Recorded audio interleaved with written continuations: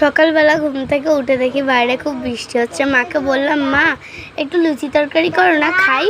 মাও রান্নাঘরে চলে গেল। মা ওখানে ময়দাগুলোকে মেখে এক সাইডে রেখে দিয়ে এখানে মশলা করে নিল। মা কিন্তু সামান্য মশলা দিয়ে রান্না করবে, জিরে ভাজা। তাই এখানে মা জিরেগুলোকে ভেজে নিয়ে আলুগুলোকেও ভাজতে গেল। এবার রসুন আর পেঁয়াজ দিয়ে দিল, দিয়ে খুব সুন্দর করে ভেজে নিল। নেওয়ার পর মা কিন্তু তরকারিটাকে এইগুলো দিয়েই রান্না করবে, আলু আর ডাল দিয়ে, ডাল সেদ্ধ। মা কিন্তু ভালোভাবেই রান্না করে নিল তরকারিটাকে। তরকারি রান্না হয়ে গেলে মা এবার লুচিগুলোকে ভেজে আমাদেরকে পরিবেশন করবে।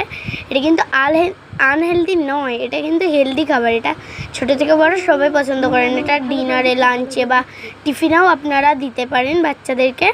এখানে দেখুন আমাদের তরকারি হয়ে গেছে। এখন মা লুচিগুলোকে করে আমাদেরকে পরিবেশন করবে। যদি ভিডিওটাকে ভালো লাগে থাকে তাহলে শেয়ার, কমেন্ট, সাবস্ক্রাইব সব করবেন, করে আমাদের পাশে থাকবেন।